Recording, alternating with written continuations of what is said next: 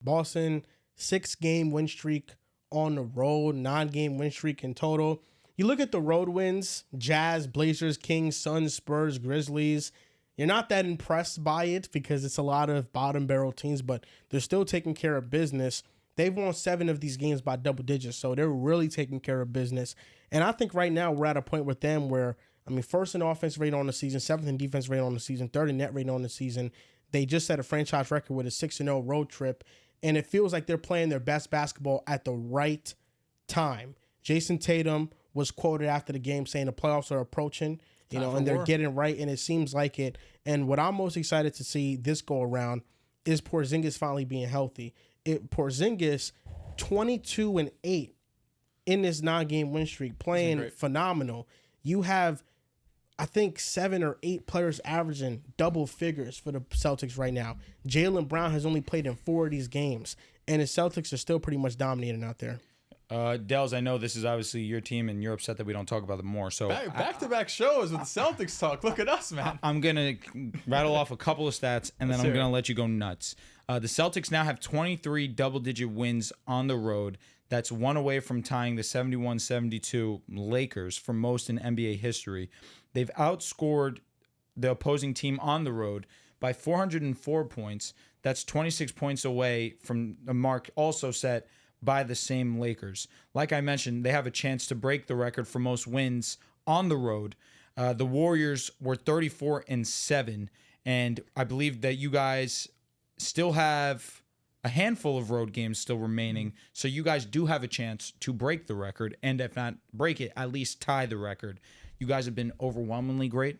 I've consistently said this all season long. There's not much to say. I will allow you to say the rest about Boston. First of all, it's crazy that Boston's never gone 6-0 on a road trip in their history. Like, with all of the great teams that they have, the fact that they never were able to rattle off 6 straight road games. I guess those other teams didn't have Derek White. That's true. I guess those old Bill Russell teams didn't have a lot of other teams in the league, right? You probably couldn't play 6 road games to run out of teams. But no, Boston's been amazing, man. That was a crazy plumber joke. Well, it's a fact. Like, how many times in the 60s where they had 6 straight games on the road? I do. Bill Russell, I've been watching Celtics. We're just getting smarter with scheduling, too. I feel like recently, you kind of notice how these road trips go. And instead of coming back home for like a game, they're just like, okay, just stay on the West Coast and keep playing these games. So we don't know how many other moments in history like they've had 6 straight games on the road. It probably happens like once a year, maybe. Yeah, have you guys noticed that technicals are getting softer and softer? Why do you say that? Jason Tatum picked up a technical yesterday. It was so soft. It was Tony Brothers. I feel like he always... Even Isaiah Stewart got suspended for 2 games. That makes sense. No, it didn't. He's been on some bull. He wasn't the aggressor. But he definitely wanted smoke. It was obvious. Yeah. He's also, I feel like teammate. his reputation doesn't help him. That's why I say that, too. Right or wrong. It's a shame that Isaiah Stewart is known for this because he's such an elite defender. He's having a great year. And people don't talk about it enough. I don't disagree with that. He changes the way people attack the Pistons. He is a Piston. Like, he is like what Pistons have been. Their whole thing has been, we don't like you guys. So we're going to go out there and we're going to play bully ball. I mean, I do too. It's not exactly, but it's very similar to what the Rockets do too. The Rockets have that same type of mentality and energy. Oh, that's another one that got Tari Eason picked up a BS. He was like hyping up with his bench. To be honest, it was a clean move, clean to the basket. Yeah, I'd be talking crazy too.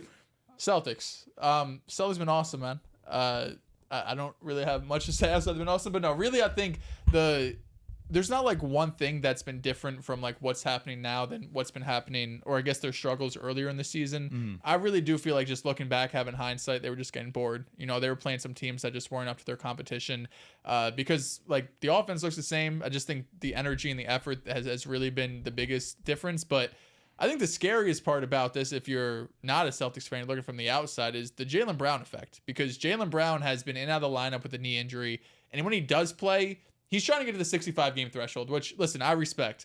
Do I think Jaylen Brown has a shot at the All-NBA team? I don't think so. But I understand why Jaylen Brown thinks he has a chance. He's Jaylen Brown. He's had it in the past. He feels like he's playing at that level. So it wouldn't surprise me over these last few games. I think he can only miss one more game to hit the 65-game threshold. So I wouldn't be surprised if he plays some of these games, but he's shooting like 22% from 3. It's been really, really ugly seeing Jaylen Brown play when he has been. He's obviously not 100%. Tatum's also been struggling a bit from 3, shooting around 30%.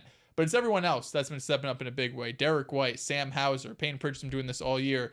Then last night, Al Horford, man. I mean, Al Horford still has it in him. I know we saw it in the Lakers game, a month or two ago, that he still has another playoff run in him where he's going to be such a huge contributor. He's going to be such a big impact. The ability for him to move his feet on the perimeter, the ability for him to switch. Of course, he could hit threes. He can knock down threes. Still put the ball on the floor a little bit if he has to.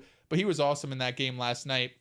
And Tatum even said after, it's like, he's the oldest guy on our team. He's one of the oldest guys in the league, but like we were feeding off his energy tonight because in the beginning of that game, I don't know how much of you guys saw, but the Grizzlies, in the beginning, they were doing their thing. They were up, I think, around 9-10 points at one point. Ja was playing phenomenal. Santi Aldama had himself a great game. He definitely did. Zach Edey really struggled in that game, I would say. He struggled when Boston was getting him in pick and roll. He cannot defend on the perimeter. He's just so slow-footed that could be an issue for them in the playoffs. But right now, the Celtics team, I think what you've been looking for when after that kind of, issue right before the All-Star break where they were like around a 500 team for 20 or so games, this is what I think I need to see, number one, even though they won the championship, they get the benefit of the doubt. But do they get the benefit of the doubt, Dels?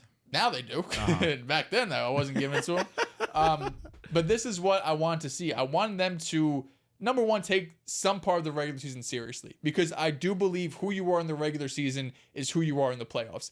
If you kind of half-ass the regular season, I don't care who you are, it's very difficult to just flip a switch and be like, we're going to go from having losing tendencies to now it's the playoffs. Now we're going to have winning tendencies. Those tendencies get built up in the regular season. So if you're not doing that night in and night out, it's very hard to all of a sudden just figure out ways to win games once you get in the playoffs and the energy and the attention to detail is at an all-time high. So even though they haven't done it against the greatest of competition, just building on those tendencies, making sure that every single game you're going into with an intention to do something and doing it at a high level is really important, I think, if you want to have success in the playoffs. But more than anything, man, these role players have been playing their ass off. I've been, chirping on Luke Kornet for a while now. He's having an all-time great season. He's having an all-time season for Luke Kornet. Sam Hauser's once again shooting above 40% once he struggled early on in the season. And even Xavier Tillman started last night because he played Memphis, which was funny to see. Didn't hit any shots, but a couple of big rebounds. Zach Edey got into foul trouble because of him.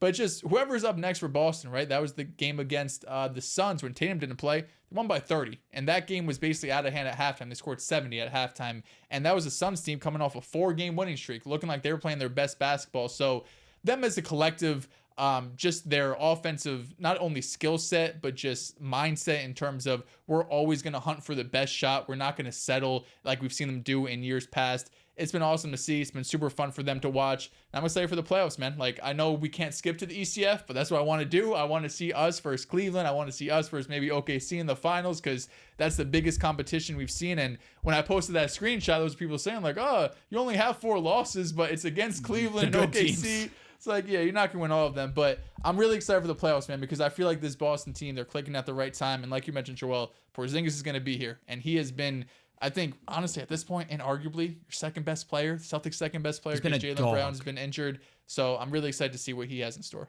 Al Horford was drafted in 2007 and is still playing at a high level. We often talk about LeBron's longevity because it's the biggest anomaly, but overall, players have played longer in this era. James Harden, Chris Paul, LeBron James, Kevin Durant, Al Horford comes to mind. Mike Conley comes to mind. You say Chris Paul already? Yeah. Like, there's a lot of players that are still playing at a high level. Russell Westbrook, even, he's aging and he's still contributing. And this is just modern medicine, just being able to take care of your body better. And it's clear that Horford has been able to take care of his body and he's been able to adjust to the new era of the game. He was once a 4, and then he transitioned to being a center. He transitioned to being able to shoot the ball. And he's been with the Celtics in their infancy stage when Isaiah Thomas was leading the team to the first seed in the Eastern Conference Finals. So I feel like Al Horford doesn't get enough credit for having the type of longevity that he has, but he's been in the league for that long, 2007. Like, that's a very long time. Yeah. No, I think that with the way that Kristaps Porzingis has been playing recently, Riv joked about it about a month ago, maybe a little bit less. Concept of time gets really wonky sometimes. But he said it, and it's 100% the truth. The difference between a beatable and an unbeatable Boston Celtics is Kristaps Porzingis' health. If he's out there on the court, he is just a mismatch nightmare for the opposing team, especially when he's scoring the basketball the way that he's been scoring as of recent. The way that he's been shooting the basketball essentially all season long whenever he's been on that court. He's been fantastic. but the size that he just allows you guys to play with, especially you can play lineups with both him and Al Horford at the same time because both of them can shoot the basketball at a very efficient level. I look at you guys and I just genuinely struggle seeing you lose unless it's OKC. But even then, I still am going to take the veteranship. I think the Cleveland doesn't have a chance if KP's healthy. No. I think they're just too good. This is when the Cleveland fans who watch the show are going to be like, Riv, we needed you. John, why? How many games has KP played against Cleveland this year? Was that the 2 we won? Well, he played in the game that shot blew the lead. Yeah, I know. I thought he missed that game, no? Drew was out. Yeah, Drew was out. Yeah, he definitely played in that game. No, he had the virus. He did miss that. Oh, no. Did he? Was it no Drew, no KP? Yeah, KP missed that game. Okay. He played the game on 2-4. I have to check if we won. And I'm just looking at his game log. He played in 2. Oh, he played in 2 of them. I'll check. If they won he played in the OKC games? He definitely played in the second one. The first game, I think he actually played in both. The first one he definitely did, and we lost that. The second game he missed. I was going to say that he was going through that viral situation when you guys did play the good teams. It's just too many things to account for. I think the Cavaliers' size is going to come back to bite them at the guard position, and we'll see. You know, I think what's been concerning with them is their defense has been slipping. Their defense, they're not an elite top-end defense. They're like 14th in defensive rating post All-Star break. Mm-hmm. So that, to me, is something that I'll look at. 1-1 in games Porzingis plays. Okay, so that, to me, is something that I'll look at, and, you know, I don't like that. Like, I feel like they should be better defensively, especially down the stretch. And we see Boston is turning it on at the right time.